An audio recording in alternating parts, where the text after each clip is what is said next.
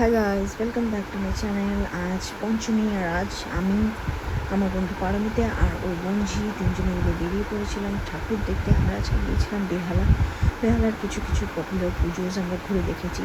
আজকের ব্লগটা এই নিয়েই তোমাদের সঙ্গে শেয়ার করবো, পর তোমরা ঠাকুরগুলো দেখতে পারবে। হ্যাঁ, নামগুলো আমার প্রত্যেকটা মনে নেই, তো আমি চেষ্টা করবো মেনশন করে দেওয়ার। সো দেখতে থাকো আর এনজয় করো। এটা ছিল বেহালা ফ্রেন্ডসের পুজো। আমার তো একেবারেই ভালো লাগেনি। তারপরে বেহালা ফ্রেন্ডস থেকে বেরিয়ে আমরা চলে গিয়েছিলাম বেহালা নতুন দলে। ওখানে শিবম ধাম করেছিল, সামথিং শিব ধাম কিছু একটা নাম ছিল, আর প্রচণ্ড সুন্দর ছিল। আর শিব ঠাকুরের মূর্তিটা তো দেখতে অসাধারণ লাগছিল, মায়ের মূর্তিটাও সুন্দর ছিল, কিন্তু আমার নজরটা কেড়েছে আমার ভোলেনাথ। তারপর আমরা পৌঁছে গিয়েছিলাম ঠাকুরপুকুর এসবি পার্কের পুজোয়। এই পুজোটা আমি প্রথমবারই গেলাম, ওদিকটা খুব একটা যাওয়া হয় না, আর এই প্যান্ডেলটাও খুব সুন্দর করেছিল।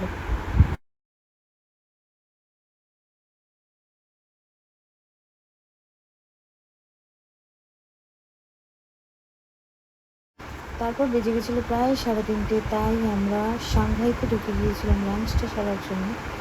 সেখান থেকে লাঞ্চ করে বেরিয়ে আমরা আবার অটো করে চলে গেলাম বরিশা ক্লাব দেখতে। ওখানের থিমটা খুবই ভালো ছিল, সার্কাস।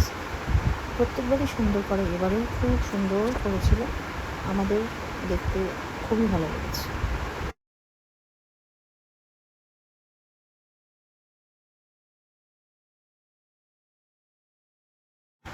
তারপর আমরা চলে গিয়েছিলাম 41 পল্লীতে, ওখানে খুব সুন্দর করেছিল থিমটা।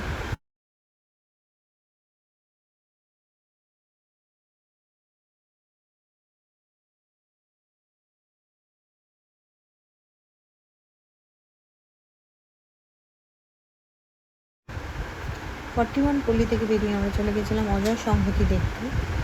তারপর ওটাই ছিল আজকে আমাদের শেষ প্যান্ডেল দেখা। ওটা দেখে তারপর আবার অটো নিয়ে আমরা চলে আসি মহাবীরতলা। ওখানে আমরা হনুমানজির দর্শন করি। তারপর আমার বন্ধু আর তার বঞ্জিকে বাসে তুলে আমি হেঁটে বাড়ি ফিরে আসি। এইভাবেই আজকে দিনটা কাটলো।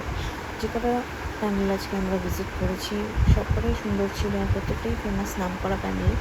তারপর বাড়ি ফিরে আমার গিনোকে নিয়ে চলে গেছিলাম একটু প্যান্ডেলে। ওখানে গিয়ে ওর সাথে 2-3টে ছবি তুলে তারপর ফিরে এলাম বাড়ি, আর রাতে ডিনারটা সেরে